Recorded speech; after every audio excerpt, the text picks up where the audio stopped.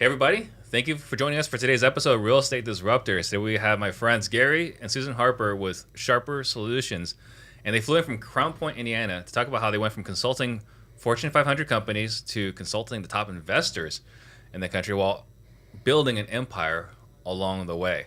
If this is your first time tuning in, I'm Steve Trank, sales trainer for some of the top wholesalers in the country, and I'm on a mission to create 100 millionaires. A question I get all the time is how do I become one of the 100 millionaires? The information on this podcast alone is enough to help you become a millionaire in the next 5 to 7 years. Just take consistent action and you will become one. When you hear a nugget, please type it in the comment section after the show. Identify your single biggest takeaway and focus on just that for the next 7 days. If you get value today, please tag it from below. Share this episode right now. That way we can all grow together. And this is a live show, so please ask your questions for Gary and Susan to answer. You guys ready? Yeah.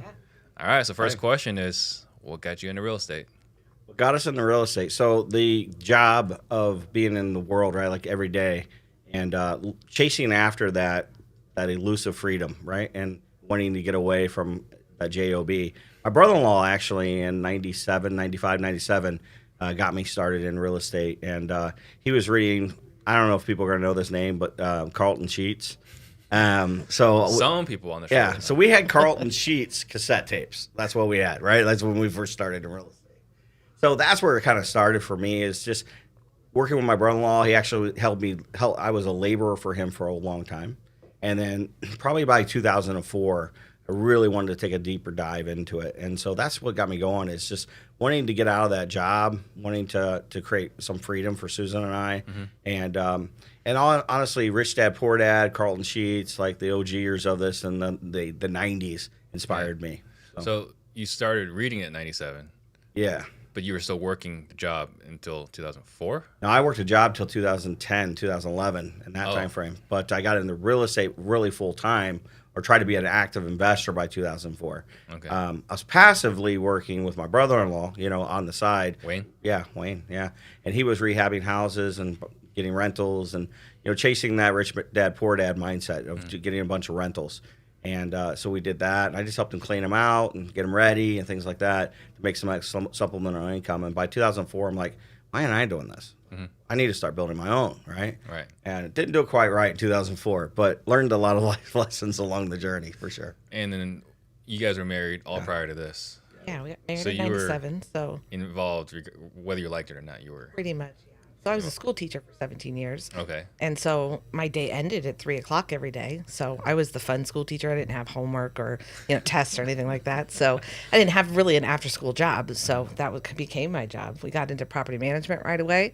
I did all the collections for property management. Property management. Yeah. The funnest part in real estate. Brain It was kind of fun for me. I didn't mind it. And Really? then, yeah. Oh, man, that sounds like a nightmare. Horrible. Yeah. She would do our collection. Collections. Yeah, I went and knocked on the doors at the Yeah. time, and we did, then we opened it up and expanded with me and my brother-in-law. We had a company called Calumet North Properties, and we were managing a couple hundred doors at the time, and then I just started burning out trying to do that and do my job full time in Chicago. And being honest with you, I started to take a step back from real estate because I had won Executive of the Year like 8 out of 10 years, and so my career was really taking off in corporate America. And so I was putting less effort in real estate and more effort in growing that career. Was it the accolades or was it the money? I just probably both. I mean, by 2010, I was pretty ego-driven. Like I was very egotistical, actually. Just being transparent. I mean, I became a leader in a Fortune 500 company by the time I was 22 years old. Oh. So by that time, I was like, I needed to be humbled. Let me tell you, I hadn't been humbled yet. And life started humbling me. I ate a lot of humble pie from 2006 about 2011. So. Okay, what was that? So I mean, I bought wrong. I bought too deep in real estate in regards to the loan to value. And so when the market crashed, a lot of these properties, we started struggling with them. We started struggling collecting rents. We started struggling. We also had reassessed on taxes in where we lived in Northwest Indiana. And so they were 2 years in arrear on collecting taxes. When they reassessed, it dropped our escrows. Like plummeted, or we didn't have enough money to cover. Oh, because you guys bought it too deep?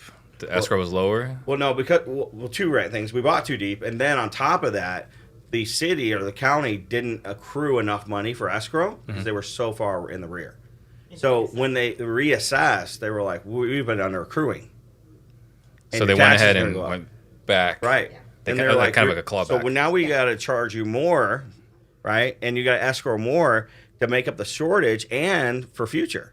Yeah. So it was ridiculous. It like tripled my mortgage payments on all my stuff, all the stuff I had loans on. Can you elaborate on buying too deep?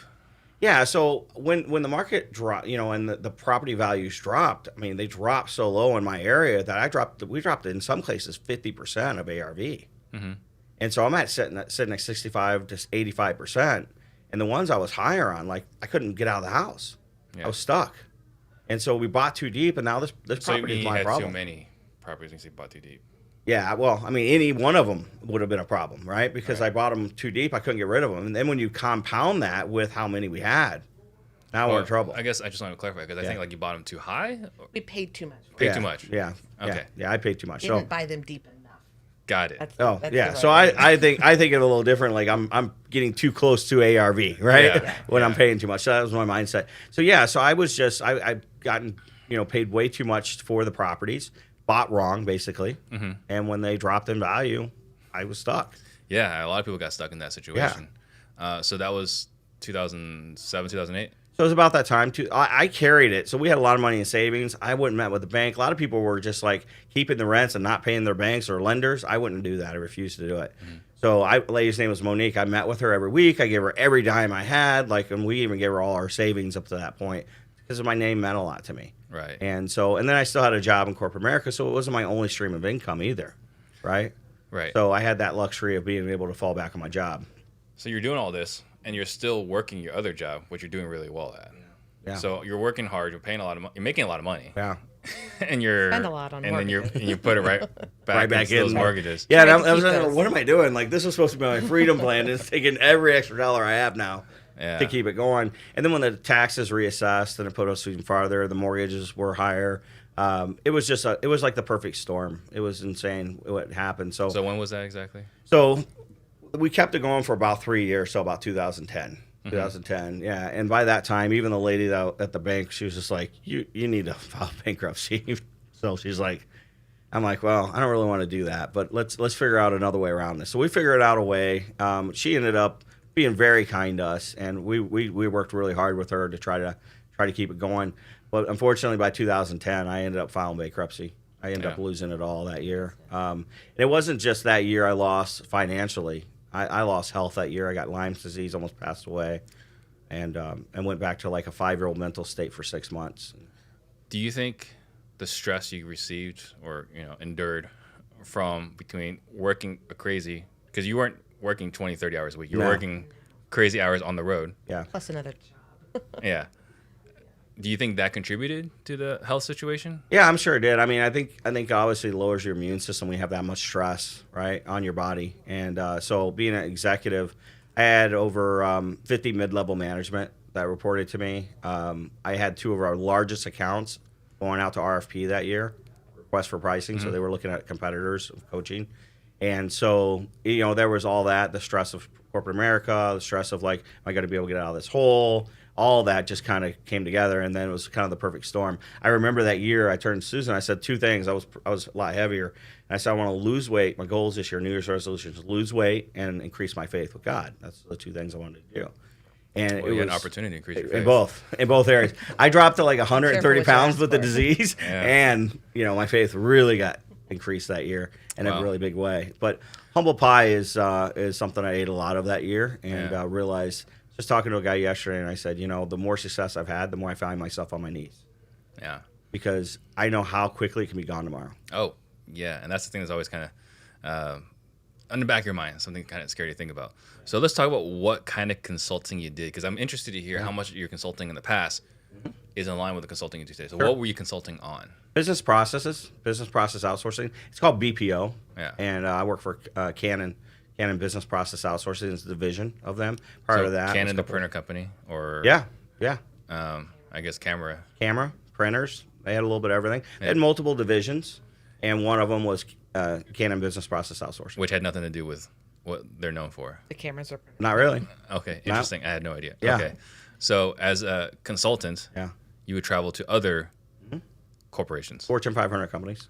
and you would consult them on businesses, which like, I mean, are you meeting like C-level executives? Are you meeting like Yeah. management? Like who are you talking Yeah. to? No, like, I mean, Rotary International was Ed Fuda at the time. He was the general secretary, and, it was usually executive level people, Fortune 500 companies that we met with.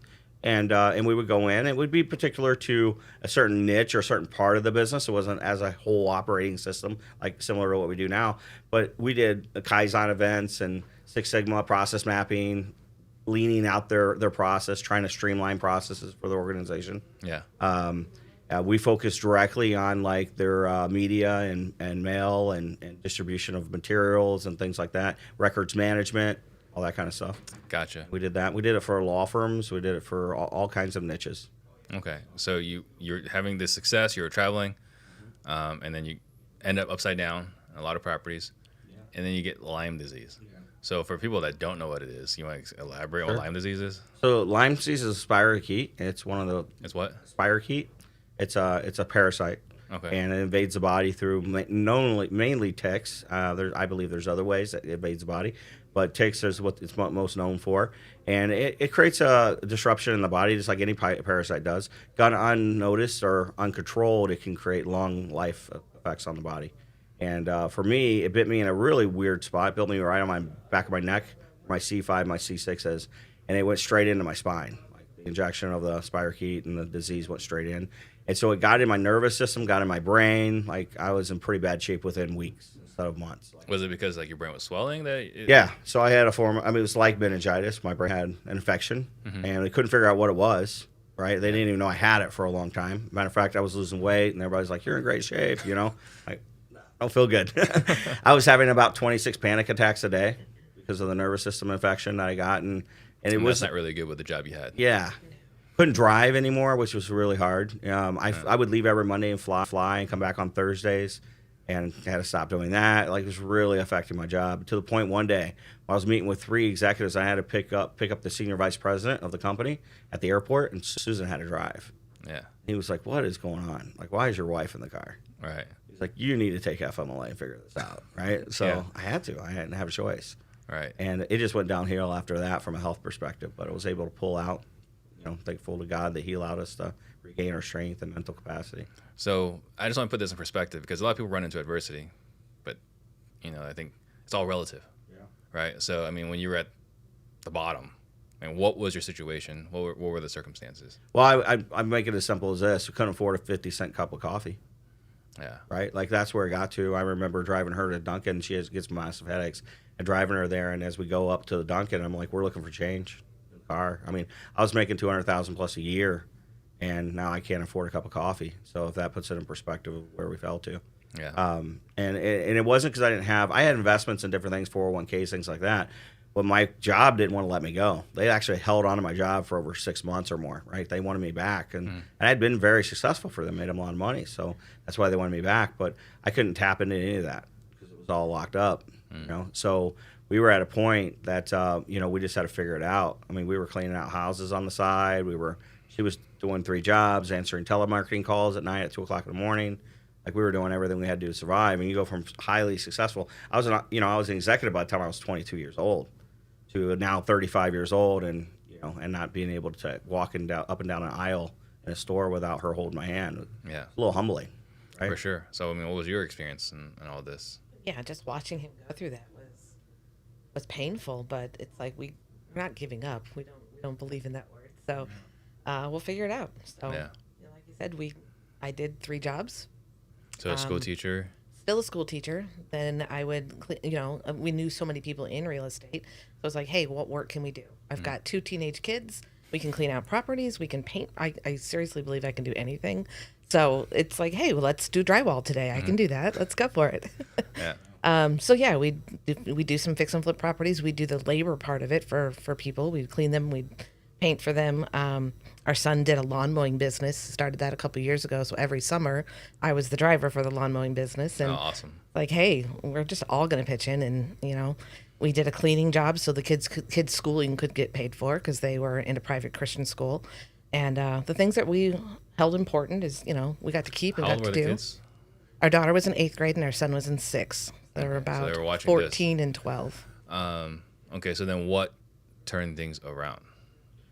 So, I mean, I was relentless in trying to figure out how to get better. And to the point, people was like, just let it go. Like, I was spending a ton of money. Every extra dime we had at that point in savings, Went to a new doctor. Went to a new doctor, and everybody kept saying there was nothing wrong with me. Kept getting this little blue pill telling me I had anxiety, and that was all that was wrong with me. But I knew. I left home at 16 years old, right? I dropped out of school in 10th grade.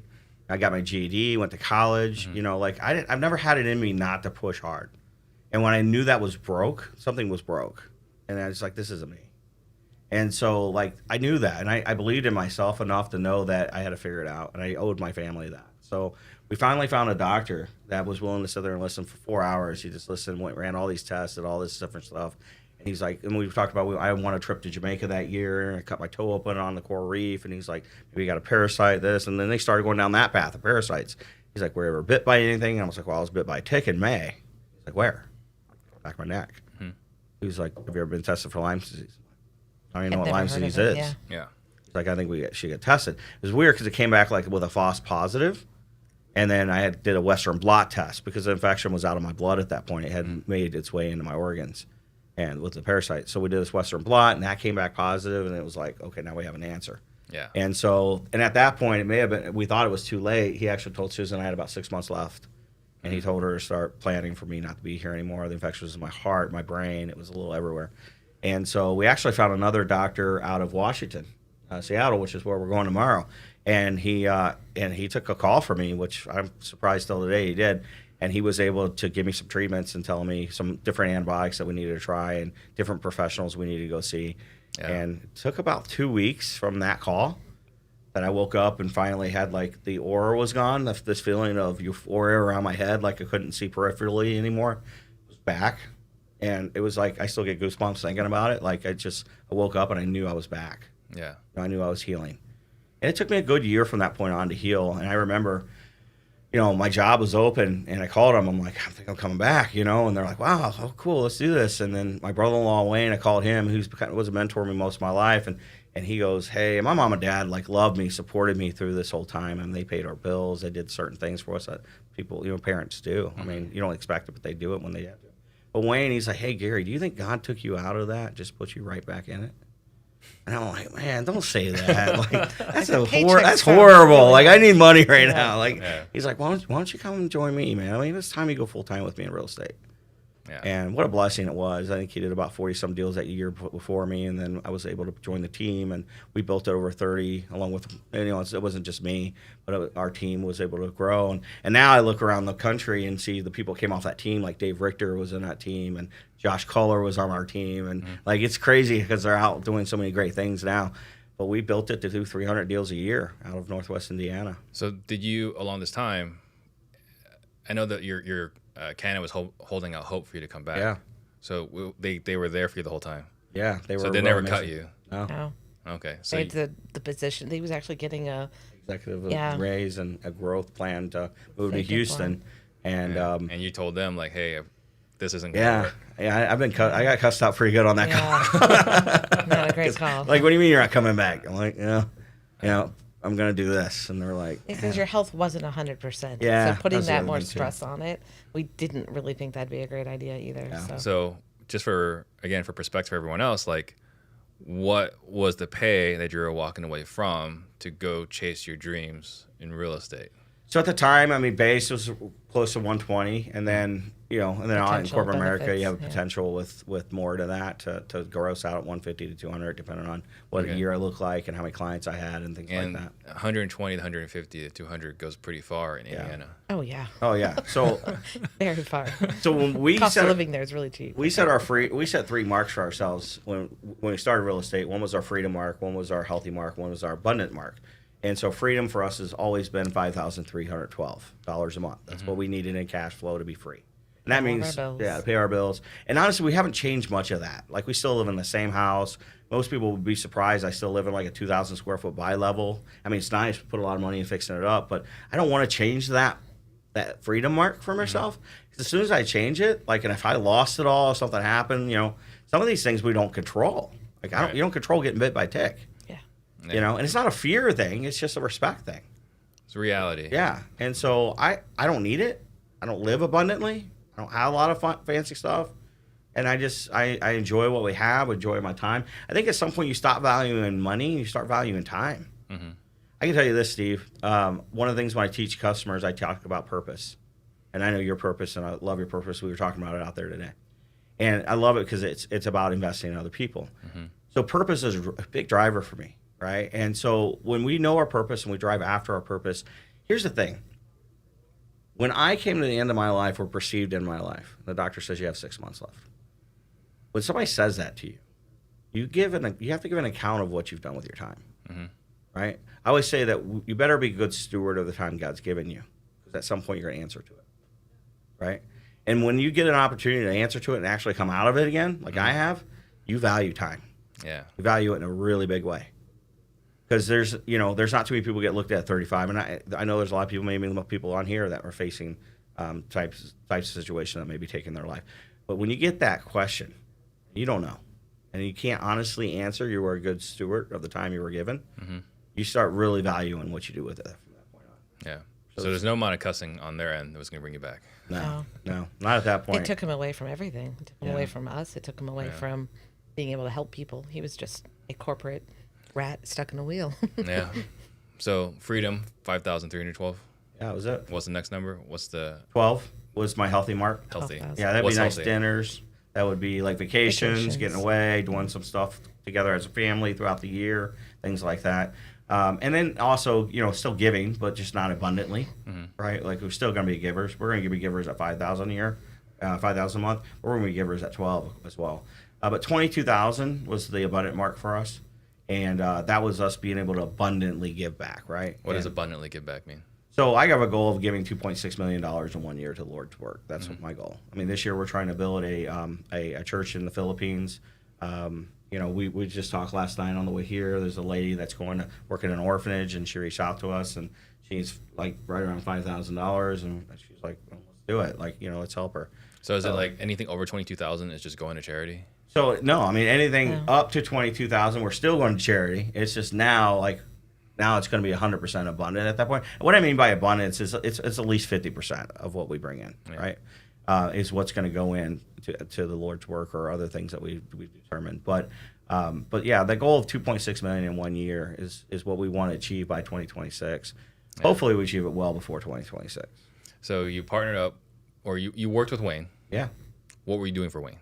So when I started off, I bought and sold houses in Michigan. That's what I did. I don't know if they call them acquisition guys back then. Yeah, we did acquisitions and dispositions there. But no, I mean, it's not like I walked in and he handed the keys to me or anything, right? Like he's like, he's my older brother, basically. You got to earn it, And so I came in, started building systems and processes for him, like I did corporate America, and started structuring the company. And the only way so I was doing that, but I was doing it more free. And if I got paid, is I had to buy and sell a house. Everybody there had to buy and sell a house if you wanted to be there, basically, is the mindset. So you're an integrator and a salesperson. Yeah, pretty much.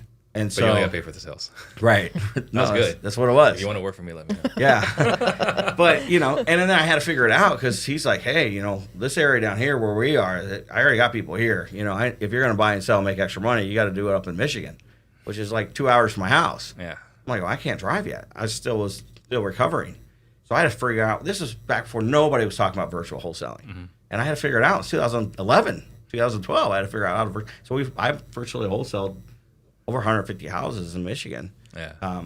Just trying to figure it out, And so, and through that, me and Wayne were able to grow the business. And then I had a couple of people that worked there with us, Tom Olson and some other gentlemen, Dave Richter, Josh Kohler, and those guys started joining and more. There's so many more.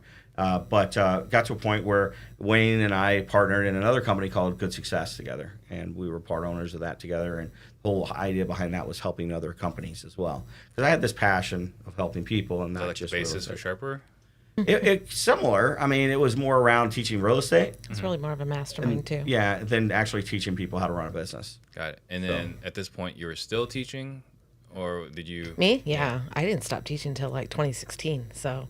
Okay. I stayed a teacher even while we started Sharper. Actually, no, it was 2018 before I quit. Yeah. I did 2 jobs because, why not? All right. So we would actually leave on the weekends, go work with a client, and come back so she could be back in time to For school on Monday And it morning. wasn't crazy to me because she loved her job. I did love my job. And it was crazy to me though because she didn't make a ton. No.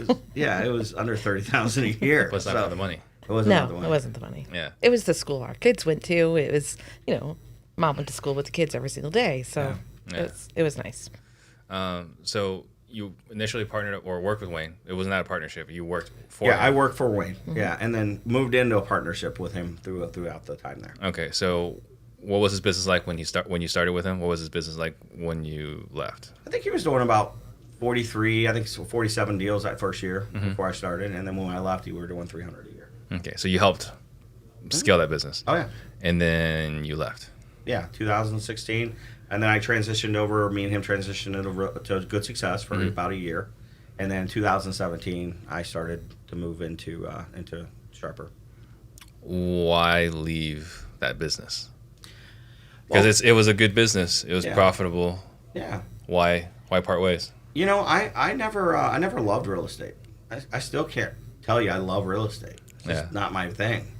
And to a degree, it feels a little selfish just to pour into making money, right, all the time. And you can make a lot of money in real estate, but then I want to make an impact. It's not just about money for me, right? Like when you almost lose it all, money just doesn't bring you value anymore, right? Yeah. So like what brought me value, and then more importantly, there was a promise I had to fulfill. And the promise I had to fulfill is I promised God that if he gave me my life back in 2011, that I would give it back to helping other people. And so that's where I went. I went to try to help, and it actually fell upon me. It wasn't really something that I really stressed out. I had a gentleman, Max Keller, actually reach out to me, and he's like, "Hey, would you help me like you're doing there?" And I said, "Sure." What were you doing for Wayne? Yeah. Yeah. And so I started, doing it. And he started paying me a little bit, and then at some point I had to form a name because I had to, and actually make it a company. And so I named it after Susan. So Sharper is S. Harper, and it's named after her. And it was kind of my way of thanking her for never leaving my side and never giving up on me and never stopped believing. It would have been easy enough. Yeah. When you were a 5-year-old. Yeah. No, it was. She get me up every day, help me get dressed, get me ready for, that kind of thing. She just never quit on me. She kept believing. Even when everybody's like, there's nothing wrong with him. Right? She believed. And that's my number one core value is belief. So you started 2017, 2018, when was it? 2017. 2017. So you start Sharper in 2017. You got Max Keller as your first client. And then that was just word of mouth you were growing? What was... 100% it. Absolutely how it started. Yeah, so it was just word of mouth and trying to help people and go from one client to the next and just trying to bring them value and it, not really a plan to grow it and to anything bigger than just trying to help as many people that wanted to be helped. And I was charging really nominal fees at the time, and like every new budding business owner, undercharged. Yeah, I kept getting ridiculed and you're not charging enough. Even my customers were telling me I wasn't charging enough, and so one day I was like, all right, I've helped enough people now. What's the average profit per deal? Right. So then I based it off the average profit per deal. And I'm like, man, if I can't help one person get another deal based on what I'm doing to help them, I don't really deserve to be paid, right? Right. And then on top of that, I really wanted to protect it. So now, and it's still this way today, when people hire us, they put a deposit down, but they don't pay us in full until we're done, with the implementation. And that's to protect the integrity of the product and make sure that we don't ever get labeled as a guru. I don't want to take your money if I haven't brought you value. Yeah. That's just what it is, right? At the end of the day. And so if I don't deliver value, then don't pay me. That's okay. I'm okay with that, right? Right. But that was the concept behind it. So you're growing word of mouth, and at this point, Sharper is your only business. No. So what's kind of funny is he started Good Success, more of a mastermind type field group type setting, and that's when Sharper began because they wanted more one-on-one attention. Yeah. And so Good Success basically said, we can't do that. We don't have time and, not able to do that. So Gary's like, well, I'll do it. We'll do clients, do the one-on-ones with them, which started the whole thing. Yeah. And then I don't think we made Sharper its own company, but that's the only thing we did. I don't even know the timeline on that. Yeah, was it just 2018, about a year later? Over, probably about a year later, maybe. Yeah. But we just naturally migrated, and then now Sharper's 9 businesses. Yeah. So when did you guys go from helping these businesses to constantly traveling? So I don't think everyone knows how much you guys travel. I was surprised when I found out how much you guys travel. Probably at the end of beginning of 2018, end of it. Probably not till I quit working school. Yeah, that was probably it. Because here's the thing: I made a decision. I wasn't going to go on the road and travel without her. Yeah. Right? Not because I couldn't do it. It was because I did it in corporate America for years. It's because I wanted to protect our relationship. There's a lot of temptations out there. There's a lot of things that you can fall prey to. And if I was going to do this, I was going to put myself on the road and I was going to spend time with other people. I wasn't going to sacrifice this again. I wasn't going to sacrifice my kids. I wasn't going to sacrifice my family. They are more important to me than any amount of money you could ever put in front of me. So if I'm going to do it, I'm going to do it with my family, and I'm not going to sacrifice it. And so there was a line in the sand on there for me. Like I am not crossing that line. And so I took as much as I could take with her being able to go when we could do it together. And then finally I looked at her one time. I'm like, hey, you really need to stop working. And she was like, why? I'm like, because you're costing me over $1 million a year. She's like, no, I'm not. I'm like, yes, you are. And so she decided to stop, and then that's about the time we took off. And I think last year we flew over 160 times. And 160. Well, I guess you don't have round trips because you're making everything's a circuit. Right. We don't ever do a round trip. No. So I mean, it's in the last 2 weeks we went from Florida to I don't even know where we've gone from. It was Florida. Back. In Florida, we were with 3 different people. So. Yeah, and then last week we were in Tampa last Thursday and Friday, and then came home for a couple of days, and then here, and then Seattle, Washington, and then I don't even know where we go after that. But so how many days on the road in a year? Well, I think we average about 7 to 8 days at home a month. Okay, because I was going to ask you, like, what's the point of even having a home? Yeah, we're considering that right we're now. actually going to sell because we're selling over $250,000 in equity right now. We just made it like perfect the way we wanted it, and now he's like, we should sell it. Yeah, so I think good question. I like that you asked that question. Helps me persuade her a little bit. All right, so you start Sharper, and then you're in multiple masterminds. Yeah. So talk about that. Yeah. Like, why are you in masterminds? What are you doing in them? So, joining a mastermind was that ability to help, right? You're in the mastermind, you're helping people. The other thing is just industry knowledge, industry benchmarking, things like that. One of the things I think we've done a really good job of is being able to understand the benchmarks of the industry. I know really quickly what the industry averages are and every one of the metrics and KPIs. I mean, because we get to see it. And then the other thing is each mastermind has a different flavor, has a different feel, has a different culture, right? And so those are the other things that I like to be a part of, is being a part of those different cultures. And the really crazy thing about with real estate is you can have pockets in real estate. Like yours, for example, like you've got this culture that if you're following over here that these people in the East Coast never heard of, right? Yeah. Like, and then the same thing with each one of them. So like each pocket has its own culture and its own people, its own following. And I just think it's awesome to build those relationships and be a part of that with people. And I'm really lucky, like, when there was an opening in Collective Genius, Leon reached out to you and you're like, oh, just call Steve. Yeah. And so, exactly. I mean, that was a big pivot, for my career. It made a big change in my business and my family's outcome. So, still thank you very much for that. Yeah, absolutely. So you got 9 businesses now? Yeah. Okay, so before we go into those 9, I just want to share, because you came and consulted here back in December, so I mean 6 months ago. And people should didn't we know. Review your rocks right now in front of everybody? We should. I think we should. People were kind of surprised because how well we've connected and so on, that I actually never got consulted by you. So when I said like that's the first time you came out, they're like, really? Yeah. But on top of that, when you came out, what I said to other people on other podcasts, like, Gary didn't teach me anything I didn't know, right? Like, I'm well read. I've gone through all this stuff. Yeah. But what Gary and Susan were really good at was like a surgeon, excising and identifying all the problems in the business, right? Like, you didn't know about this. Like, I had no idea this was a problem. That was a problem. And it was that you guys put up the accountability chart. Yeah. And like, wow, Steve's in seats. It's made it very painfully obvious, I think. Very painfully obvious. But I mean, I think that was the value is like, you can know this stuff. You can know this business.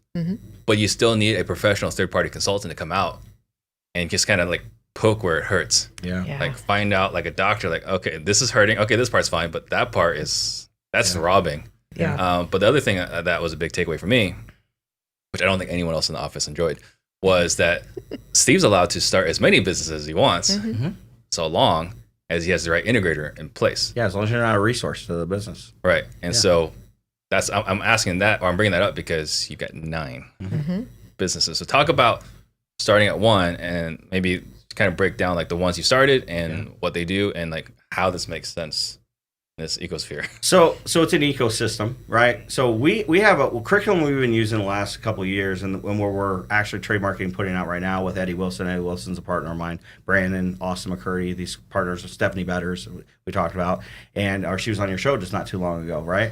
And so these are different people that are partners actually in Sharper, actually have some equity stake in the business. And I love that. I love bringing people in and being part of things. But it's an ecosystem, and as a company grows, it grows in from less organizational structure to what we call the matrix, right? Into an ecosystem, if you will. And the program that we have and we teach and help customers with is what we call Empire. And Empire helps you through all 5 stages of business, from startup all the way through succession. If you want to sell it, like if you want to exit, how many people know how to exit their business, right? A lot of people think about it. Right, they do. They think about dream it. about it. Yeah, but like, about what it. is the steps to actually get there, right? So knowing what each one of those stages are, then identifying what stage you're in, right? And then knowing how to properly navigate to the next stage without crushing the business. Really important. It's a big part of this. All that to say is, we had to form an ecosystem around it in order to support each one of those businesses in each one of those stages. So we have things like Sharper Consulting, which is what me and you work together on. We have Sharper Personnel. That actually helps people hire employees. I think we're hiring over 80, I would guess right now. I don't know. I'm not active in that business. She's not the integrator. I'm not even the visionary of that business. Yeah. So, but I get a nice check every quarter, which is really nice. So, but we're hiring a lot of people around the country. My daughter works for that company, and so she's there. But we have, you're going to have to help me too. So we have Sharper Marketing, which is a company that helps with things. We have Sharper Education, Sharper Marketing Story Brand. Sharper Education is a company that we have like training videos online for like $49 a month. You can get COO training, CEO training. You can get Brian It's business training, business acumen training, right? We got different speakers and leadership and things like that on there. We have Sharper Events, probably one of my favorite companies. Brandon McCurdy is the visionary of that company. Rachel is our integrator, and we have a workshop. Actually, we have one coming up here in July in Salt Lake City. And so that one focuses on leadership and how to lead your business and how to implement systems and how to leverage the knowledge you have. It's a 3-day workshop. It's a really great workshop. And we've had 3 or 4 of them this year. We have the couples retreat. And you hear me talk a lot about Susan and I and how much I love her, and she's the love of my life. And, we take time every year to do an annual planning session for our business. And we don't do it for marriage, right? We don't do it for our family. And so I told Susan, I am not this isn't my area of expertise, right? But I bring in people that are experts in this area. Yeah. So I can learn, right? And so it's like the old saying, if you ever want to get at something, start a podcast and interview experts, right? That's what I did. Yeah. Right. Well, that's what I'm doing with the couples retreat, right? I want to bring in people that I can learn with you, Steve. Let's do this together. Yeah. Right.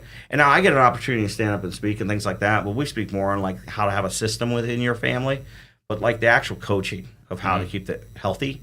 We bring in other people for that, right? And so we do that in the Sharper event. So these are different companies we have that they're out there to support each other. We have Sharper Speakers, which is a platform that helps people book speaking engagements and build their clout online, right? Yeah. We have that. We have Publishing. We have Sharper Publishing that helps you publish your books. I have a book that came out this past year, Sharper Publishing. It will help you actually write the book. We have a ghostwriter that actually help you write the book and get it published online. Yeah. We have Sharper Ministries, which is one of my favorite companies, and that is doing the business consulting, but for churches. Yeah. And so that's one of the ones that I get really excited about. And then as well. Sharper Ventures. Yep, Sharper Ventures is our newest company. I'm a 50-50 owner in that. Oh, I'm sorry, we just added another owner, but it's me, Eddie Wilson, and Brandon McCurdy, and that's the LLC that owns Empire. Gotcha. Right, that owns that curriculum. We have a toolbox coming out, a software coming out for operating systems. That's going to be part of that as well. And so can you elaborate on the 5 phases? Yeah. Again, because I think there are a lot of people that are trying to get their first deal or two, but then there's people that start growing and then they get frustrated. You want to talk about that evolution? Yeah. So startup is the first stage, right? Startup is predetermined amount of time, money, and resources. Every single time we start a company, we have to answer those 3 questions. What time frame am I putting on this? What money am I going to put out? How much do I need to make? And what are the resources I need in order to make this successful? Every business I ever start, and learn this lesson the hard way, I don't start a new business without hiring the integrator first. That position for you, those of you entrepreneurs are out there right now, that's quicksand. You get into that seat, you're going to stay there a little while. Yeah. Right? It's really hard to pull back out. Okay? Because you're the one that's building it. You get emotionally invested. You start, time, money, all that. You start pouring into it. And a business needs you to pour into it if you're going to sit in that seat. I prefer to hire somebody else that can pour into it. Now, I also don't live on fear in business. If it doesn't work, shut it down. That's where that time comes in. I'm getting 6 months. What's the money? I better make a break even in that 6 months, right? Or at least get some of my money back. But I need those things to protect me, because if I don't do it, I'm not going to let a business bleed my other businesses or bleed me. So then the thing is now resources. I need an integrator. Integrators got to hire. They got to hire the people that's needed to run this company, okay, and be able to get us to profit in that time frame. Yeah. Or we got to shut it down. That's startup. Stage 2 is perseverance. That's where a lot of our audience lives, right? They live in that grind stage. That's that persevering. You're working 40, 80 hours a week or more, right? You're maybe sitting in multiple seats in your own business, right? A lot of seats. Yeah. You might be sitting in 30, right? Yeah. In your own business. But knowing that about yourself, you know that you're in that grinding stage, you're at perseverance, and you can have success in that stage. You can do a couple hundred deals a year in that stage. Until what? Until you lose your family. Yeah. You lose your health. Right? You start to destroy relationships around you. You're grinding so much all the time that you just don't come up for air. And so we got to be careful of that stage. That stage people stay in that stage way too long. And they tend to live there and they think that's business. It's not. It's not business. Yeah. Getting your systems, processes documented, getting the right people in the right seats, helping those people grow, building a succession plan, right? Helping invest in not just in real estate, but in people to help you let go without losing control. That's stage 2. Stage 3 is where we get in that viability stage. The business is sustainable, right? It's making money. It's a healthy business now. You're not in every seat in their company anymore. And if you are, you're being paid for the seat you're sitting in. Yeah. Right? That's the biggest mistake I see guys make. Yeah, that's a big one. They think they're in profit, but I'm like, wait a minute, are you paying yourself for every seat you're sitting in? I'm like, well, no, business can't afford that. Well, then you're not in profit. Right? So you can't say you're here if you're not. You're still in perseverance. So at least accruing and budgeting for that seat if you're sitting in it, right? Yeah. I'll do an implementation tomorrow. Chose to do it. Chose to work with this client. I don't do them all. We have 7 coaches. I don't have to. I'll stop tomorrow. I do it because I want to. There's a big difference doing it because you have to and doing it because you want to. Big difference. So that's what I do. I said, these are the ones I want to work with, right? And so sitting in that, I'll pay myself as an implementer tomorrow. I get a salary, a CEO salary of all the ecosystem. I get, profit share of each one of the companies. But I'm paying myself if I'm sitting in that seat. Yeah. Right? And I'm legitimately going to take the money, right? There's no problem with me on that. Right. Because I'd pay it to somebody else if they did it. Right? So that is viability. Viability is you've gotten your initial investment back. You're making money. You're not sitting in every seat. And if you are, the business is accruing for the cost or paying you for it, right? And you're healthy. Your business is profitable. Now, once you get there, where most people get there, and they're like, "Hey, listen, I'm good. I don't need more than this, right? I've got balance. I'm time with my kids. I'm enjoying life. We're making money. Got a healthy team. Business is viable." And a lot of people get there. I'd say almost 90% of people get there and go, "I'm staying here," right? And that's okay. There's nothing wrong with that. There's absolutely nothing wrong with it. You don't have to have a big team to be in that stage. You can have 3 to 5, maybe 10 employees if you want. I don't care. Right? It's just about meeting those criteria and being a healthy business. Now, some people, however, choose to go from stage 3, viability, to expansion. Yeah, and I think the confusion there for a lot of people is they feel like you have to go to stage 4. No. And that's something that, like when people tell me they want to do this, it's just like, why? Why? Yeah. Right? And if you know why, then go for it. Yeah. But if you don't know why, like this is not a natural progression. I mean, I know, like for me on the realtor side, like everyone's like, "Oh, you just become a broker and you just start a broker." Like, no, don't do that. That sounds like a headache. Right. So people have these ideas like this is the next logical step. So you want to talk about the questions someone should be asking themselves before they go from stage 3 to stage 4? Yeah. So here, let me say this though. It's peer pressure too, by the way. We get in masterminds. It's am I keeping up with the Joneses? Am I keeping up with the? I'm 100% doing it. Yeah. Am I trying to be like so and so? Can I be like this guy that's so great?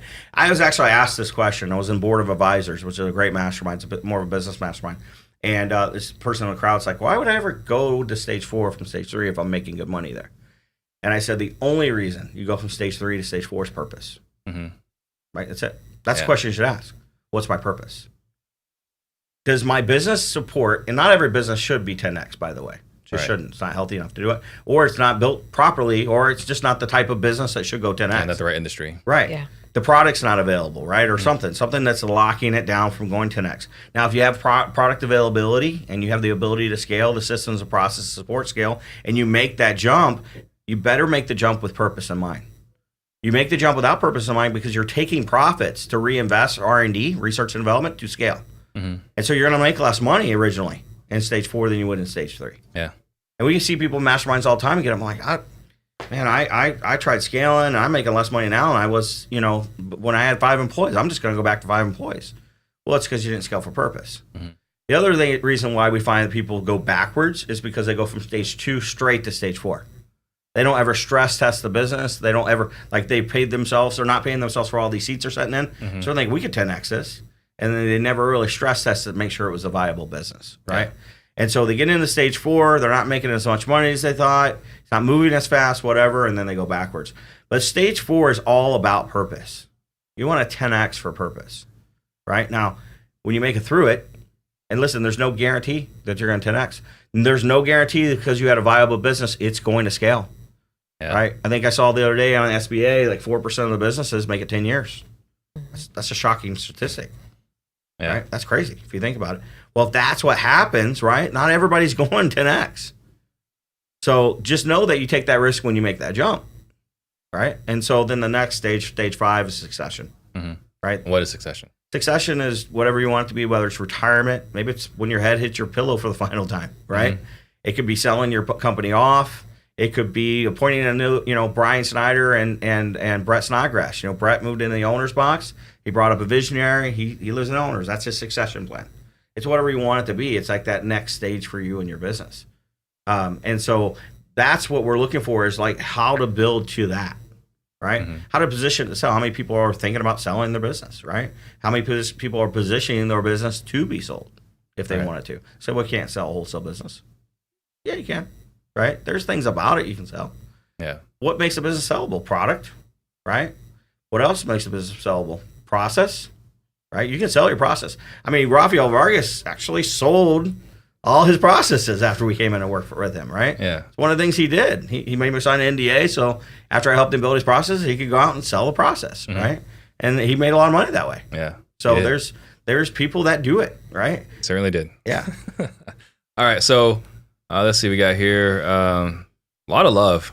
A lot of people think you're amazing people, so that's awesome. That's great. Warner says you helped him discover his purpose. All right, he has a pretty incredible one, so I love to hear it. I know when I first met with him, it had to do with his mom retiring her. Is that still the same one, or is it more? All right, so it's a little bigger now. All right. So Roger Atkins wants to know, who are the people that inspire you?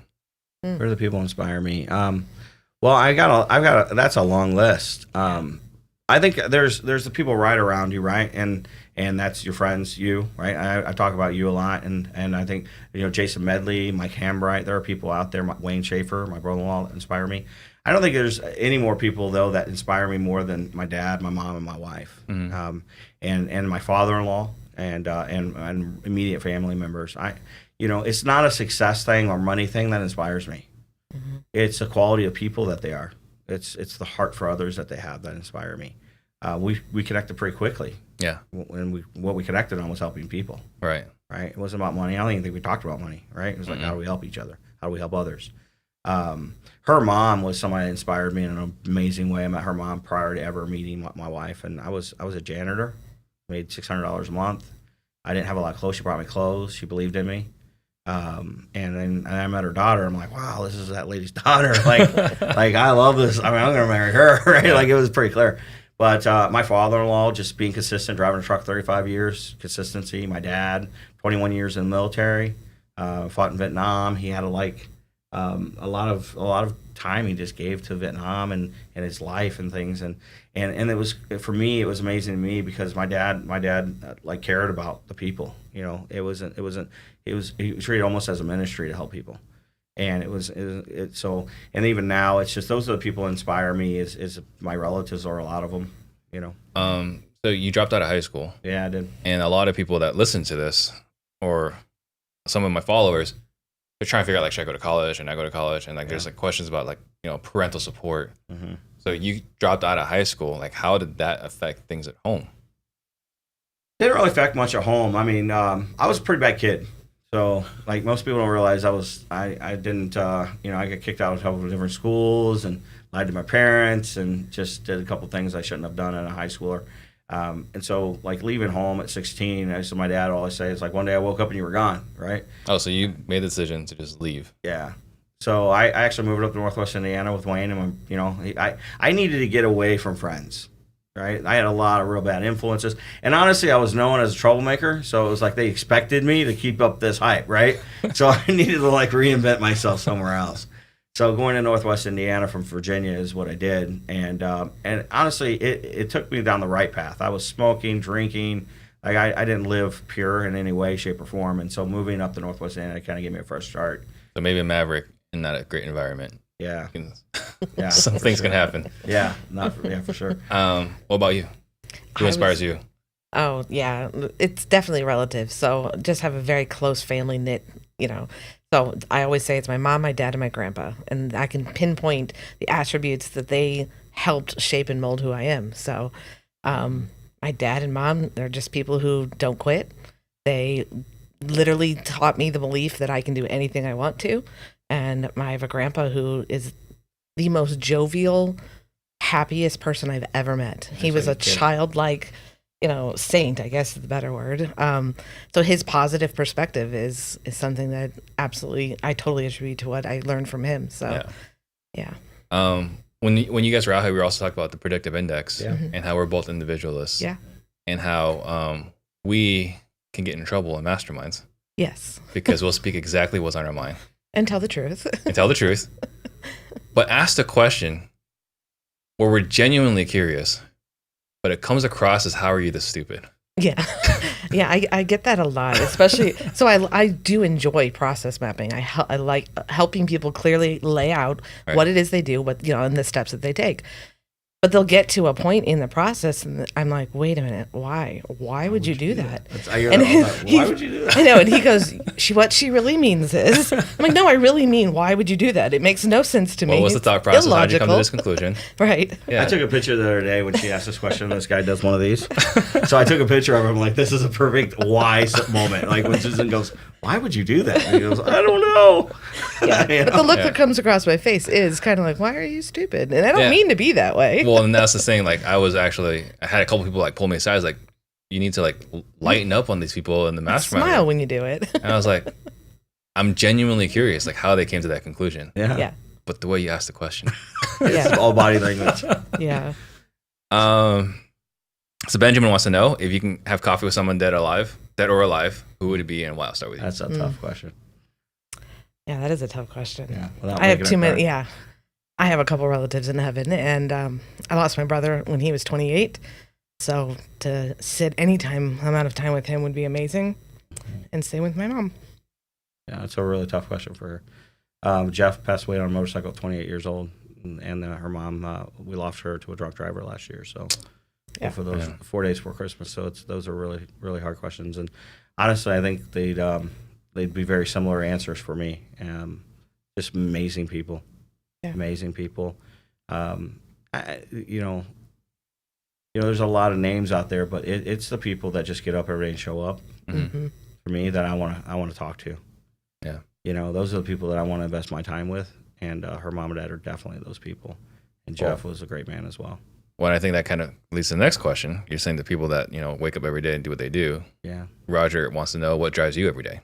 Drives me every day. Roger is my nephew, or my cousin's son. He's my personal assistant, so it's funny he's asking me this question. I love you, Roger. What drives me every day? So what drives me every day is the joy of helping people. And I know we've talked a lot about that, but seeing people grow up. One of my favorite statements is, we rise by lifting others.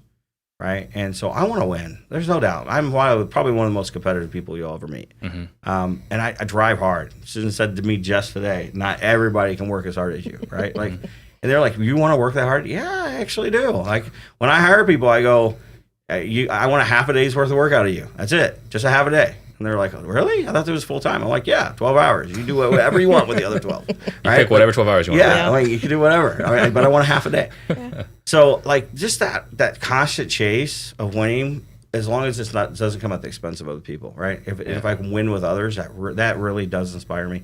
But I'll be honest with you, the biggest thing that drives me is probably more than anything is seeing my loved ones' faces when I'll be able to give back and help them. And then probably more importantly than that is, we've been able to give a lot of money to our church and schools and things like that, and give to people that would otherwise not be able to have, right? And that probably brings me the biggest goosebumps. We had a friend this week, that's a couple months ago, that needed a van and they need a car, and we were able to help them buy a car and things like that. That's what pushes me. Yeah. I know, like, for people that knew me before, not to say I was ever, a bad person, but I mean, I was motivated by money. I think a lot of us when we first started in entrepreneurship. Yeah. And so for me, it wasn't until I opened my brokerage in 2013 that it kind of changed, because I opened the brokerage just to keep more of my commission, right? And as I'm training agents and coaching people, which not for profit, because running a brokerage is not for profit. Right. That was when I learned the fulfillment of helping other people, lifting other people, and that's way more rewarding than any amount of money. So I love that you're talking about the helping people. Yeah. I always tell people giving is so selfish. I mean, it really is. Yeah. So one of the statements I heard a long time ago is you can give of your life. Life is labor, influence, finances, or experience, right? Mm-hmm. So I want to give of my life, my labor, influence, finance, or experience. And I find that so rewarding, it feels selfish. Mm-hmm. Right? I mean, it really does. The most selfish thing I do is help people, because it makes me feel good. You know, it makes me feel good about what I'm able to do. And so, I mean, I think it's, to a degree, there's an ego behind it all, because it makes me feel so good that I'm able to do it. Yeah. So people think it's a sacrifice, and it is, but it's still very self-rewarding to help other people. Incredibly fulfilling. Yeah. So what drives you? So it just doesn't occur to me to do nothing less than what we already do. Yeah. Like, I want to get up every day and spend it with him, and this is what he's doing, so we do it together. Yeah. I do too get and see fulfillment in other people succeeding, and when I know what we can do to help their business, it then alters the way that they have their families' lives. It alters the employees that work there.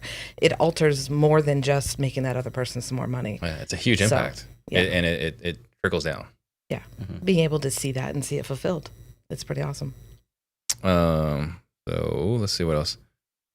So Jason G was, how did you mentally power through a setback of that scale? This was earlier part of the podcast, so I imagine he's talking about Lyme disease and losing everything. So was there anything that you did to mentally power through a setback of that scale? So in my book, Is Your Business Sick?, I talk about chapter 1. I talk about that whole time and how we overcame it, but first of all, I don't think one person alone could just come through that by themselves. So, the fact that my family was there for me, my wife was there, she never left my side.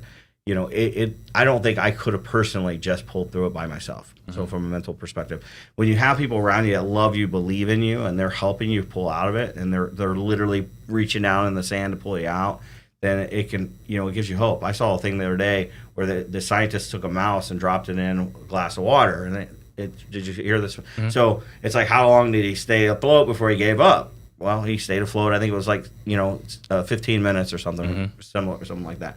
And then the next one was, it's like they pulled him out as he was drowning, and then they let him sit there and rest, and they dropped him right back in. So inhumane. They dropped him right back in, and it was like, well, how long did he make it the second time? And most people say 1 minute, like he just gave up right away.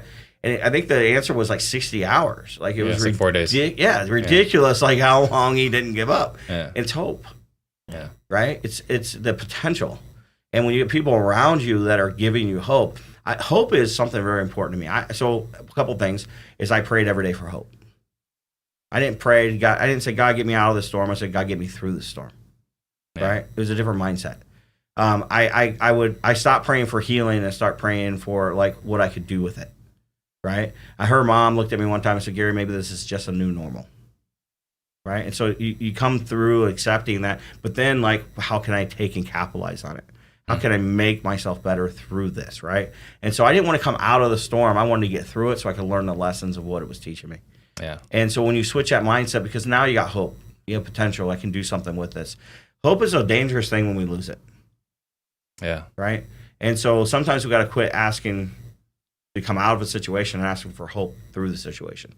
Yeah. 2020 was one of those years that people had a lot of good results in real estate. Why did we have so many results? I've taught vision planning for 20 years, right? And so in 2020, year of clear vision, right? I had a book coming out on that, which I threw away because it wasn't a clear vision year at all. Was we had all these results because we focused on 0 to 90 days. Mm-hmm. The immediate. And 90 days or less gives you, what does it give you? It gives you results. Hope, clarity. 90 days into 1 year, 5 years gives us potential, gives us hope, right? Long-term vision plan is not about getting results.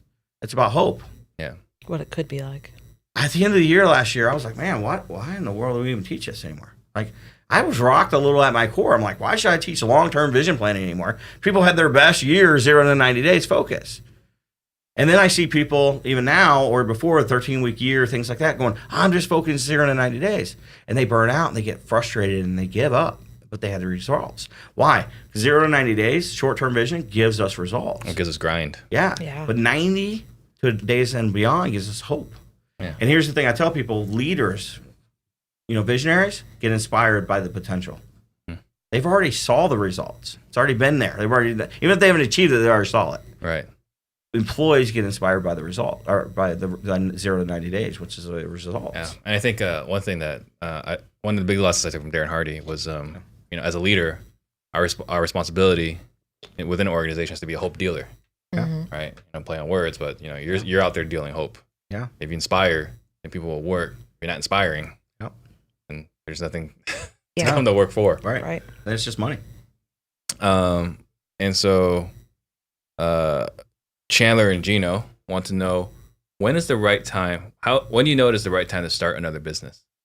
So when you're if you're in a business, when you're no longer the resources to that business, right? When you have stepped out of being a resource, what is resources? Time, money, people, energy, right? Mm-hmm. When we're not a resource to that company anymore, we have the right and ability to go start another, right? Which is one of the reasons why I don't like starting a business and setting an integrator seat. Yeah. I want to be able to eliminate myself as a resource almost right away.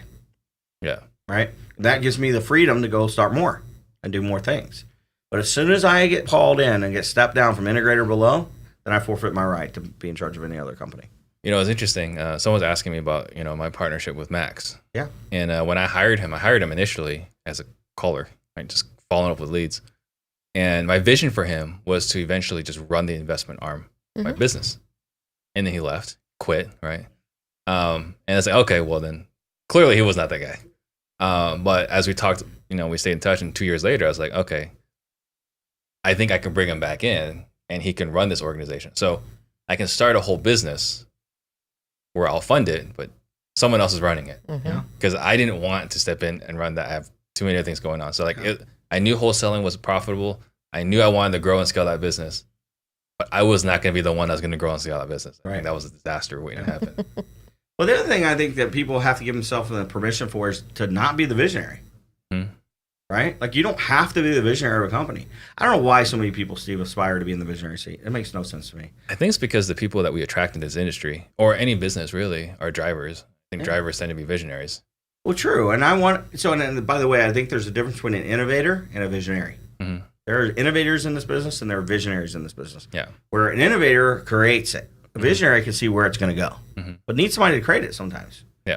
Sometimes we have both, where there's innovators and visionaries. Jason Lewis and Casey Ryan. Right, exactly. Yeah. But I don't aspire to be in the visionary seat. It's a seat in the business, right? Still has a job. It still has a job. Yeah. I want to sit in the owner's box. That's where I like to be, right? Like, that's where I aspire to be. I have no ego about sitting in the visionary seat of a business, right?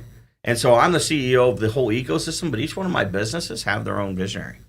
So I was talking to somebody, because you see these guys, you mentioned guru earlier, and gurus are taking a very negative connotation these days. No one really looking up to gurus anymore. Right. And I make the argument that gurus are just visionaries without the right integrator. They haven't been able to execute. Sure. That could be very true. What are your thoughts on that? No, I think it could be very true. I think they see it, they aspire to it, they want to get there, and they can't execute on it. They're a great coach. Yep. They just can't do. Right. They get labeled. And so I don't think they set out with the mindset of like trying to not deliver value to people. I think they truly think they can. And then they get there and they're in the mix of it and it doesn't work. Well, they don't have the answers because they're not doing it. Yeah. And so then they get to a point where, so I can totally see that. It's a good perspective. Yeah. For sure. Let's see what else here. Dan Bro says, working with you guys and your team, one of the best business decisions you ever made. And Stephen Collar says, do not start a new venture without an integrator. So Dan Bro's follow-up question is, what is your ultimate vision? That's for you. Dan Bros asked my ultimate vision. My ultimate vision is to build this ecosystem up enough to ultimately hand it off to succession to my kids. Possibly maybe sell it one day. I don't know. It depends on what my family wants with it, right? If my kids decide this, my whole family works for me, right? My whole family, like literally my whole family works for us. And so we got her family working in there, my family working in there. So like it comes down to like what they want to do with it at some point. But I mean, if the opportunity presents itself and we could sell it, I don't know, we maybe consider something like that. But the goal right now, my vision for it right now is to continue to build the ecosystem up to where it's be able to sustain itself in every category and then ultimately let somebody else take it over. I don't want to be the visionary or the CEO of Sharper Business Solutions. But there's going to be, I don't know if you can help yourself here. Yeah. We're at 9 and counting. Yeah. I don't think it stops at 9. No, I already have 5 in the back of my mind right now. I just don't want to tell you because she's going to get a little freaked out when I start to tell you. And honestly, if I find an integrator, I'll start a business just because I found an integrator. And I've got that same. I don't have any problems with that. Like, I'll literally go start a business tomorrow if I find the right integrator. So I remember I can't remember what year this was, but I remember I was driving home. We're on the freeway. We're going home, and I was mentioning an idea to my wife, and she said, and I think this is October, like, I want you to look at me. Like, I'm driving, right? I was like, I need you to promise me, and now in the rest of the year, you will not start another business. She said those to you? She said those exact words to me. That's Nice. really funny. Long term, though, I think there's a bigger play here. There's the Empire program that we're bringing in with Eddie, and us partnering on that with Brandon. And I see us in the next year, so short term to long term vision, that we're going to train trainers. Yeah. So we have a phenomenal opportunity right now to launch this curriculum and start teaching other people how to help other people, right? And that's ultimately my goal. Is I feel limited about how many people we can help. There's only so many days on the calendar, right? So we have 7 implementers today, or trainers right now, coaches. And my goal, we're in the process of looking at buying a 72,000 square foot church that's actually in Mokina, Illinois. Has 42 acres of undeveloped land. We're going to develop about 243 townhomes on it, and then with a developer, and then refinance out, use the money. It'll pay the building off. We'll own that building free and clear. And it has 2 big auditoriums. One's a 2,000 square foot auditorium. The other one's about a 500 square foot auditorium. In the 500 square foot auditorium, we're going to train the trainer. We're going to have a weekly session in there on training coaches. The other, we're going to hold events and stuff at, not just for Sharper, but we're going to rent it out for that. Co-op space. It's going to have a gym. It's got a coffee shop. It's got a GNC. Daycare. We're going to bring Eddie Wilson's Because Coffee in there. We have a daycare for the co-op people that want to rent out the space. And so we're probably about 75% of the way through that right now. And that's where you're going to see me and Susan start to live in the next 12 months. I don't see us ever slowing down or stopping, just shifting how and what we do. Yeah. So ZS wants to know, how can he or she learn more from you guys if they're in a startup phase?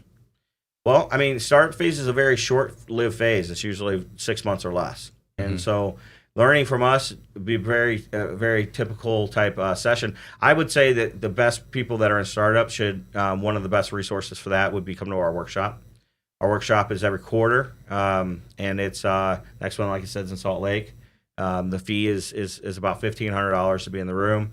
But you get 3 days, and it's not just for me. It's Susan, Brandon, Austin, and Eddie, and Brian Snyder, and Stephanie Betters, and we have all these people in different rooms teaching. And so, no better way to learn how to build a business than from people that have done it really successfully. They're actually really doing it. Yeah. Casey Smith wants to know, what's the best advice you give to a new entrepreneur who's just starting out building their systems and processes? I love Casey. So, love you, Casey. So, great question. Best advice is you have to make sure that before you start hiring people, that you start to document the process and the procedure. The process is not the procedure, by the way. So many people intertwine them, and they're not. The process is what you do. the steps and what you do, procedures, how you do it.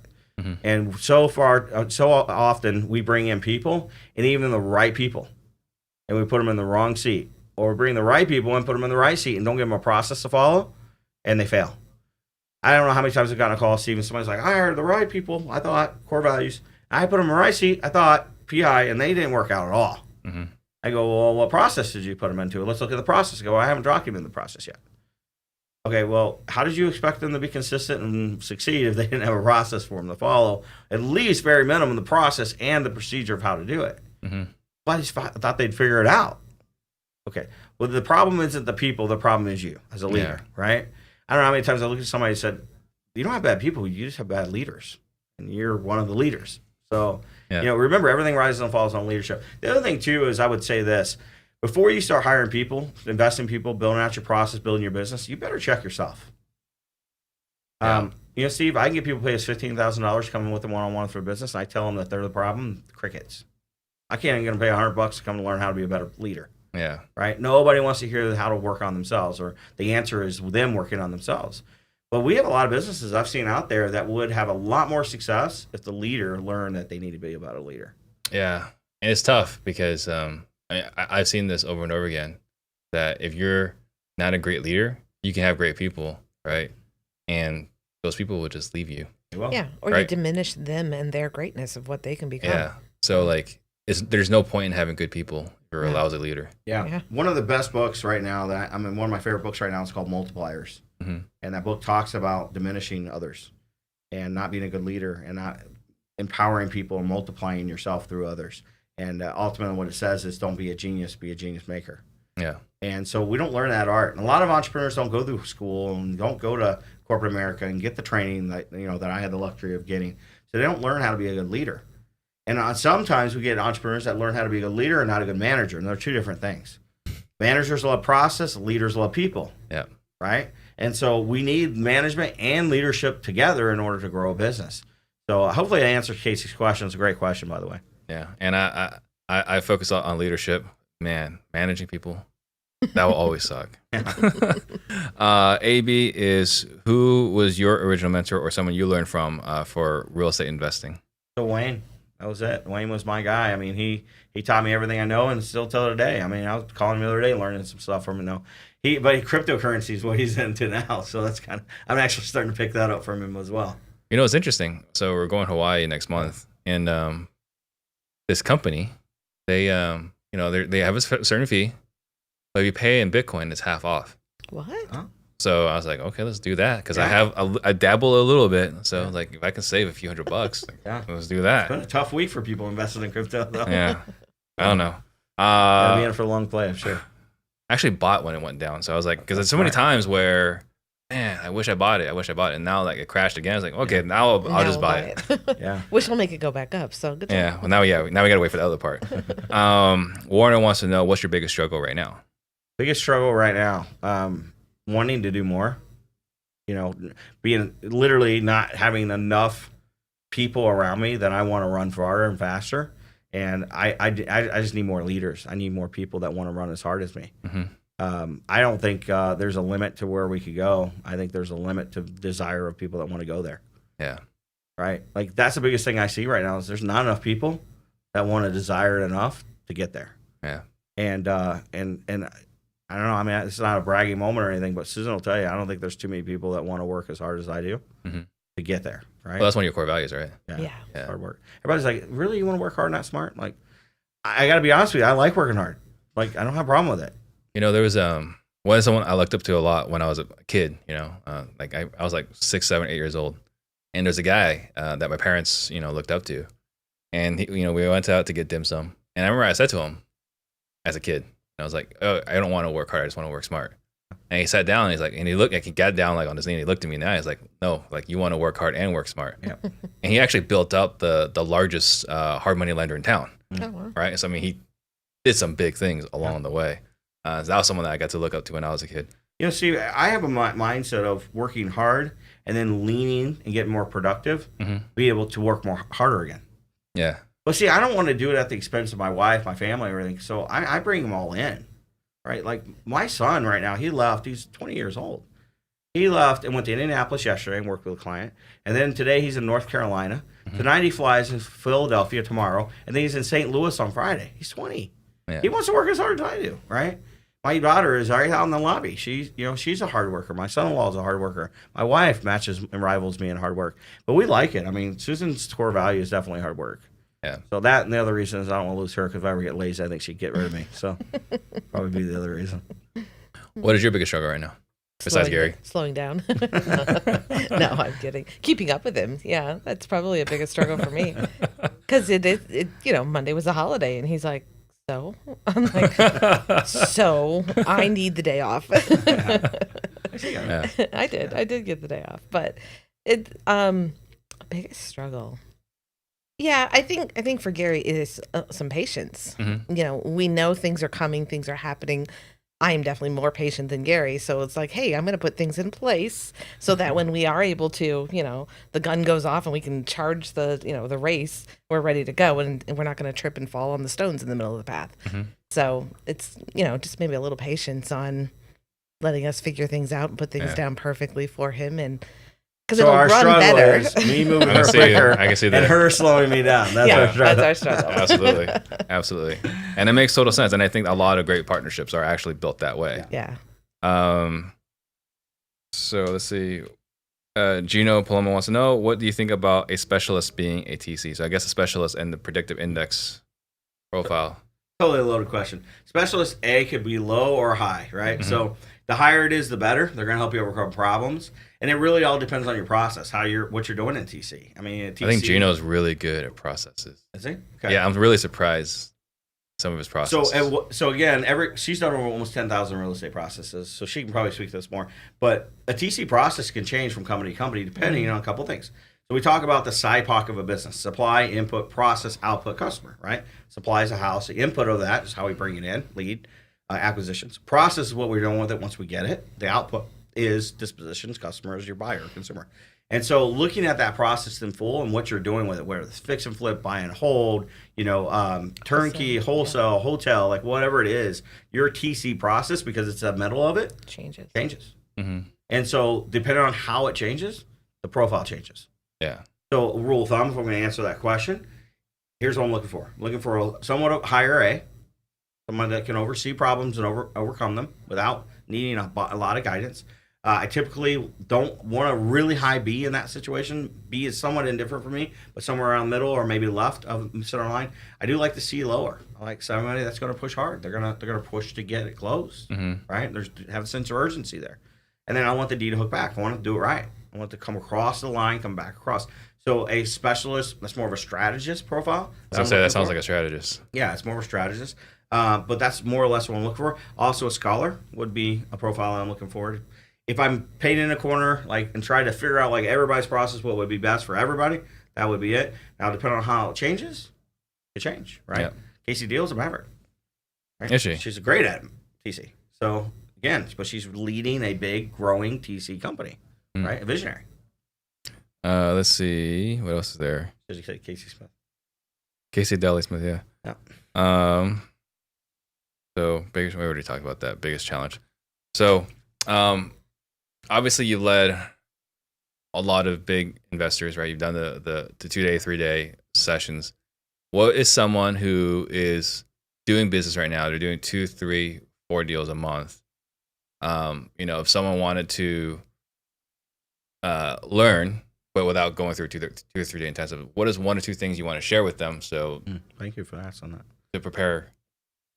Well, I mean, I think read, right? There's a lot of books out there you can read in order to prepare. Gino Wickman's had good book traction. Mm-hmm. We implemented that for years and helped a lot of entrepreneurs with it. There's Scaling Up, Make Big Happen. There's The Advantage by Patrick Lencioni, which is one of my favorite books.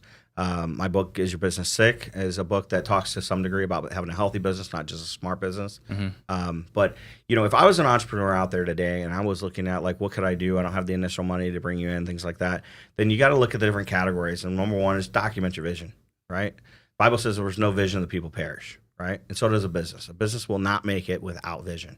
And we have to have both. We have to have long-term vision. We have to have short-term vision.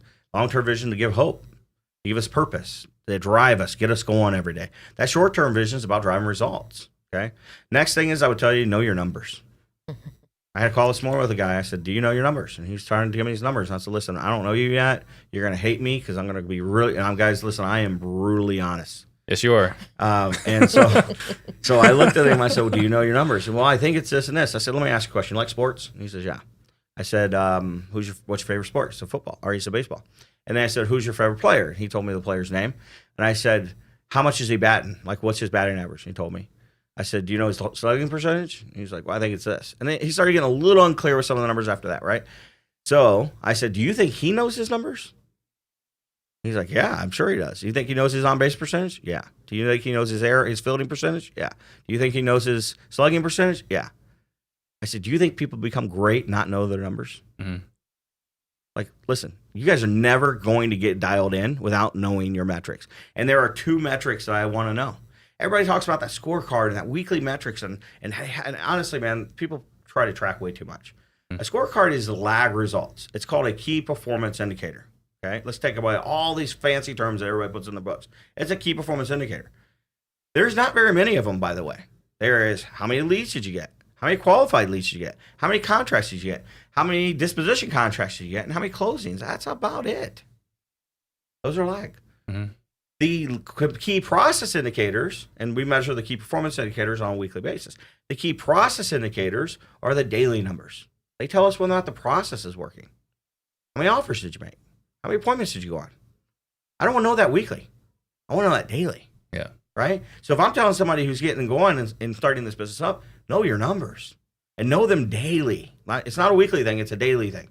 Because if your process breaks, I don't want to fix it. Steve, what is the level of motivation a seller has to have in order to sell a house? How many levels do we look for? How many? It's 3, right? I was going to say at least 2 or 3. Yeah, 2 or 3. So when we look and we list stack right now, right, we're looking for 2 or 3 levels of motivation, right? Mm-hmm. That's important to know. Why? Because motivation creates change. And they're going to want to change their situation. Yeah. Same thing with numbers. If you track your process numbers weekly, it'll be 3 weeks of pain before you ever create change. Mm-hmm. You won't look at them until every week, so you won't feel the pain of 3 levels till week 3.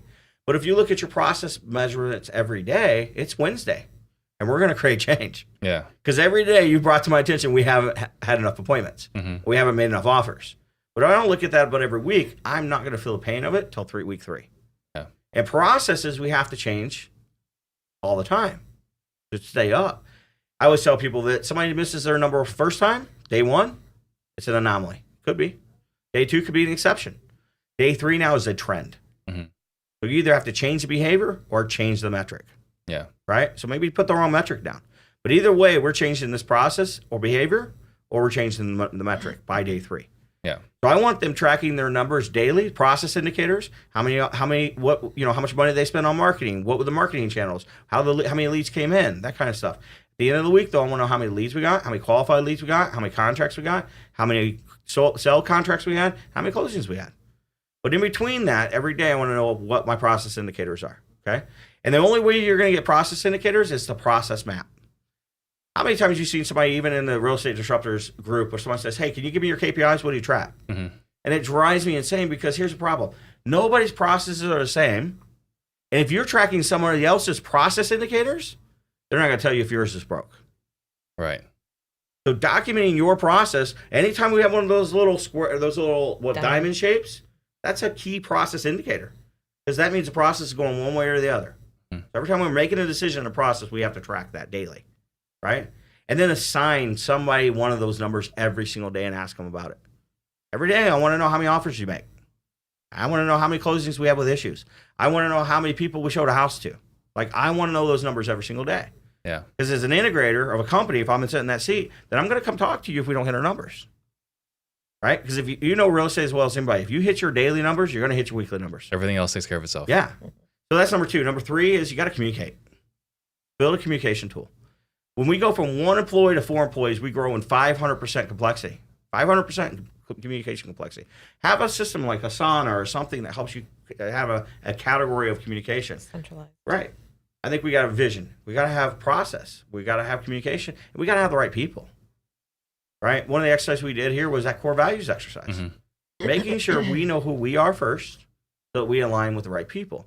and then create the right culture. Culture comes from core values, it comes from purpose, and it comes from your BHAG goal, your 5 to 30-year goal. Those 3 triangle things, those 3 to thrive, is what drives culture. Yeah. If you don't know it, you're going to struggle building a right culture. And then the opposite side of that is put them in the right seat. like seriously, why would you put somebody in a seat they're going to fail in? It's not healthy for you. It's not healthy for them. So know what that seat looks like. Make sure they have the experience. They have the desire. They have the emotional capacity. You know how many people we put in leadership seats that had experience before doing that job? They had the desire to do acquisitions, and then we make them acquisitions manager or leader, and they don't have the emotional capacity to lead people. Right. That what we call emotional intelligence. Well, it's a whole different skill. It is a whole different skill, right? And so right people, right seats, communicating properly, and then last is making sure you're solving your issues. Right? Making sure that you're identifying those issues on a daily, weekly basis and working the plan to overcome them. Yeah. If you just start with that as a new business and you're starting to scale, go through that perseverance stage, those are the things I would tell every single person on your podcast to work on. But there's nothing more important. Everybody would think I'd say people or vision. There's nothing more important than numbers. Yeah. And I think that's one thing that I love that you brought up the sports analogy. Yeah. Because we're also obsessed with, someone's field goal percentage, how many threes they made, and, how many touchdowns they scored. But we don't know our own metrics. And something that I've heard before is that if you're not obsessed with your numbers, then you're never going to achieve anything great. Right. Yeah. Right. So what book have you gifted more than any other? Go Giver. 5 love languages. I love it. Awesome. I want you guys to think about something you want to leave the listeners with while I make just a couple of quick announcements.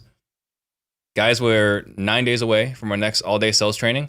We do it here locally in our office, in our classroom, where you can see our operation. We also offer a remote option as well on Zoom. If you guys are interested, send me a DM. And next week, we got Logan Fulmer. He's going to be coming in and talking about how to fix dirty deeds for big spreads. So, last thoughts. My last thoughts is take life with purpose, right? Go at it with a purpose. Don't wake up every day and take everything for granted. I can tell you this. We read a book called Broken Windows, Broken Business, and Susan and I read between 3 and 5 books a week. We get a chance to, wow. we travel. So you're on a plane, you can turn on Audible, you can get through a whole book. I listened to a whole book last night coming here for 3.5 hours. So all that to say is this. The Broken Windows, Broken Theory or book theory talks about the little things. Focus on those little things. Mm-hmm. Keep those little things important. But the number one thing I see that people fail at in business that creates a compound effect of problems in their company, the number one thing is gratitude. You want to know why I see more businesses fail than any other reason, it's gratitude. They stop being grateful. They stop being grateful for the success they've been given. They start becoming entitled. They're not grateful for their spouse who sacrifices for them. They're not grateful for their kids that sacrifice for them. They're not grateful for the people that invested in them. They're not grateful for the employees that go above and beyond. They're not grateful for the Lord that gave them the success and the ability to do what they do. They stop being grateful. And what happens when we stop being grateful is ingratitude shows up. And when we get ingrateful or ingratitude shows up, bitterness comes in. Bitterness creates silos, creates communication problems, and then the compound effect happens from there. And everybody writes books about communication and silos and stuff. But the real first broken window that you need to protect every day in your business, in your mind, is be grateful. Wake up every day being grateful for what you were given the day before. And plan like you're succeeding, but never, ever, ever give up on gratitude. I mean, that's my thought. I mean, I could give you guys a lot of different wisdom on a lot of different things, but I'm telling you, if there's one thing I'll never stop, is being grateful for what I was given yesterday. That's incredible. And actually, I just started doing a gratitude journal every single morning on Instagram. So nice. I'm glad you said that. I would just challenge your listeners to treat it like a business. Mm-hmm. Stop acting like this is a hobby. Businesses we show up every day for, we are consistent in what we do. We, like he said, make an importance about the numbers and the metrics and how we lead people. And, it's just, again, hobbies are, we'll do it when we feel like doing it. Or, I finished one great project, so now I don't have to do work right now. Mm-hmm. If it's a business we want it to grow, we've got to be consistent. And if we're not, then it's not going to become something that we can leave in succession at some point. So. Right. Treat it like a business. Yeah, and that's like one of my biggest pet peeves when people say side hustles. Yeah. Kills me with side hustles. So if someone wants to get a hold of you, how would they do that? Me, my email is sharper@sharperprocess.com. Simple enough. Yeah, our website is sharperprocess. Yep, sharperprocess.com. That's probably the best way. They can find us on Instagram. They can find us on Facebook. It's probably one of our biggest platforms. Sharper Process or Sharper Business Solutions. Sharper Process is our website. And if they are thinking about, if you're a startup or an entrepreneur wanting to get started, you can check out sharperevent.com. And that's where we'll have our next event. But that's probably the best way. Sharper Process, or G Harper at Sharper Process. That's our 2 emails. Awesome. All right. Thank you. Funny. Appreciate it. Appreciate it. Thank you. you. Thank you guys for watching. Awesome.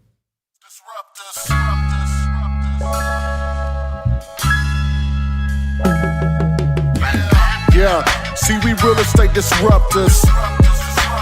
Can't nobody touch us. And yeah, we about to give you game. Shout out to Steve Train. Real estate disruptors. They cannot touch us. And yeah, we about to give you game. Shout out to Steve Train. Jump on the Steve Train. We about to give you game. REI's flowing through my veins. And you don't have to look no further. See right here, you gon' learn everything. Shout out to Steve Train. Jump on the Steve Train. We real estate disruptors.